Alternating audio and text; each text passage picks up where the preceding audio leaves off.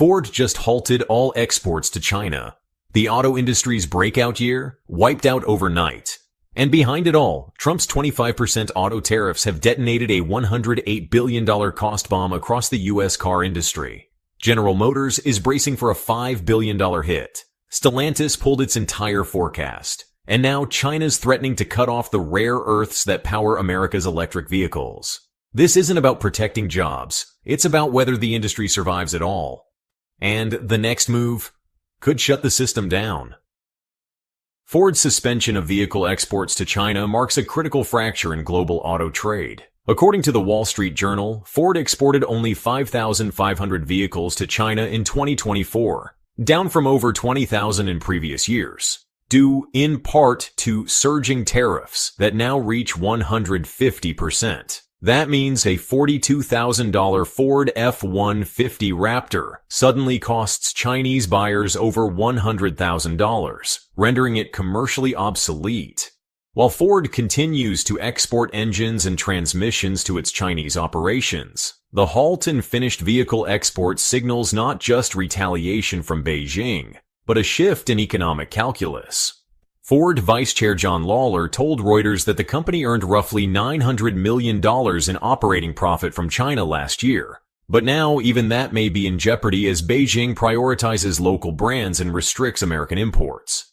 Yet if Ford's China sales were already shrinking, down from 1.3 million vehicles in 2016 to 400,000 last year, does this pause reflect strategic withdrawal more than short-term disruption? And if so, what's the next domino to fall?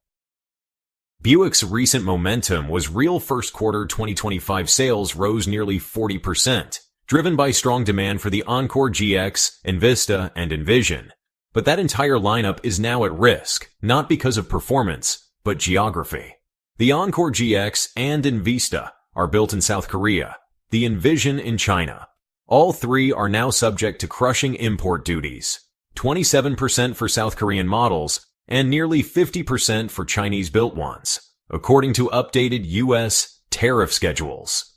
That pricing surge translates directly into sticker shock at the dealership. One unnamed auto executive told Bloomberg, "This changes everything for Buick. We're not just raising prices, we're losing customers, who were finally coming back. Dealerships are already reporting inventory holdbacks and slowing pre-orders. And with no clear exemption path in place, Buick risks not just stalling, but unraveling. If tariff-driven supply barriers undercut its only high-growth segment, what's left to carry the brand forward?" The 150% import tariff imposed by China wasn't just a blunt instrument, it was a calibrated rejection. It targeted Ford's most high-profile, high-margin exports, the Mustang, Bronco, Lincoln Navigator, and F-150. According to Ford's 2024 filings, those models represented the brand's symbolic presence in China, where the F-150 retailed for over $100,000 before the latest tariffs. Ford's abrupt pullout, confirmed by a company spokesperson in global data, was less a protest than an economic inevitability. Yet while vehicles are gone, parts still flow. Engines and transmissions made in the U.S. are still being sent to Chinese plants. And Ford continues importing the Lincoln Nautilus from China. This contradiction reveals the underlying issue. Globalized production can't be neatly segmented by trade borders. If tariffs aim to isolate, but supply chains remain integrated, is this really about decoupling or something more fractured?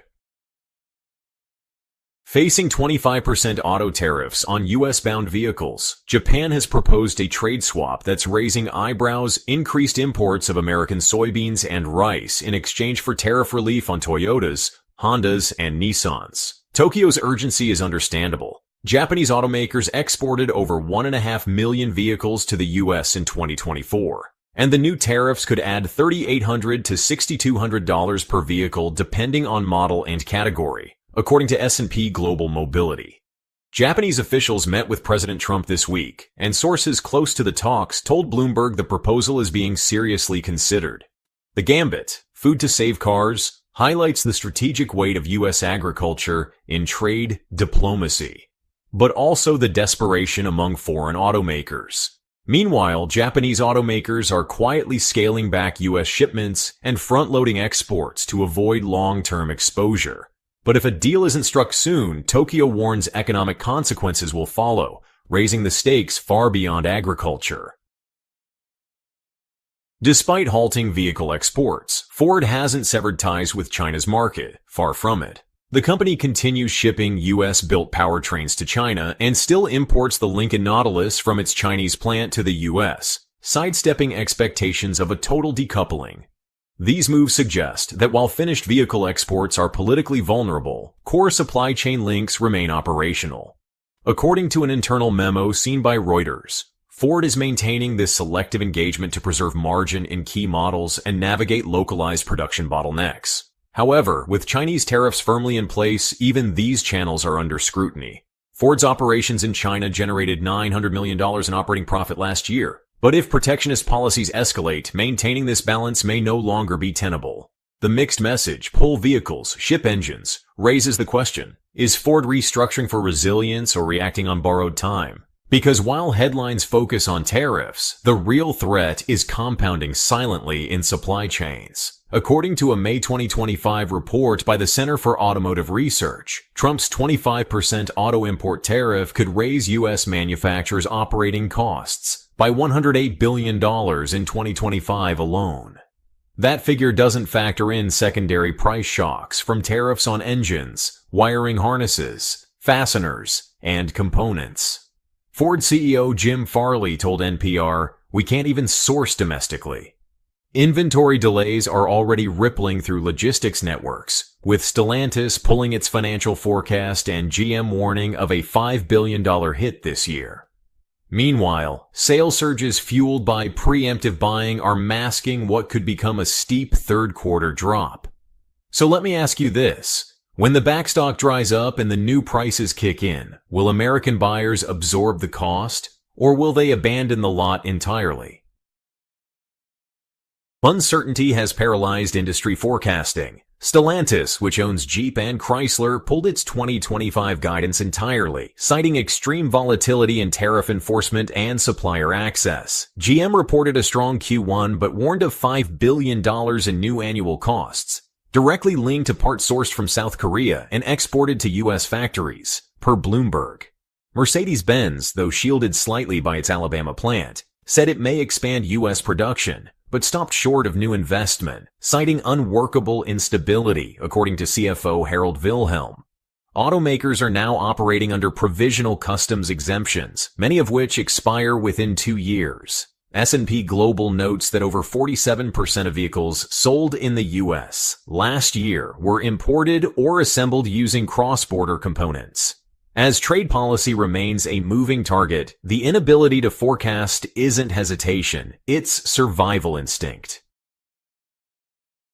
President Trump's push to bring auto jobs back to U.S. soil has triggered unexpected consequences. General Motors expanded truck production in Fort Wayne, Indiana by 50,000 units, but simultaneously cut shifts in Canada. Mercedes is evaluating capacity in Alabama while freezing expansion in Germany. According to Art Wheaton, labor economist at Cornell University, this isn't new job creation, it's geographic reshuffling. And even that's limited. Building a new U.S. auto plant takes years and billions. In the meantime, UAW workers are facing mounting pressure. Although the union has publicly backed tariffs as pro-worker, internal memos reviewed by Reuters show concerns over supply chain gaps leading to furloughs. With 49% of U.S. car buyers depending on imports, the promise of reshoring is up against steep math and ticking timelines. Tariffs aren't just squeezing traditional automakers, they're throttling the EV supply chain. Lithium, cobalt, and rare earth elements, critical for batteries, are largely controlled by China, which has hinted at export restrictions in retaliation. According to the International Energy Agency, China refines over 70% of global lithium and 85% of rare earths. If Beijing follows through, U.S. battery production could face material shortages by the third quarter, stalling output across Ford's EV line, GM's Ultium cells, and even Tesla's Nevada operations. Ford has already delayed multiple battery procurement contracts, citing unfavorable import costs, per a leaked supplier letter. And with EVs relying on more foreign-sourced parts than internal combustion vehicles, the inflationary impact could be severe.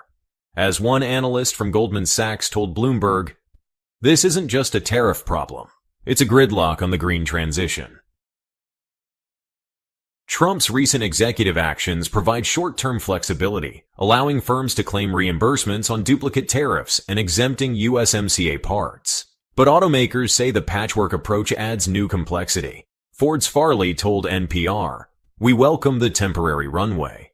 But sourcing alternatives inside the U.S. still makes vehicles thousands more expensive." While domestic content rules were eased slightly, allowing 15% non-U.S. parts for now, analysts warn this merely defers the inevitable. The Wall Street Journal reports that most automakers have not altered long-term sourcing contracts, fearing volatility. Treasury Secretary Scott Bessent says the exemptions are meant to provide runway, but suppliers remain unconvinced. Deloitte's latest industry report shows that only 12% of auto manufacturers expect to significantly shift sourcing within 2 years.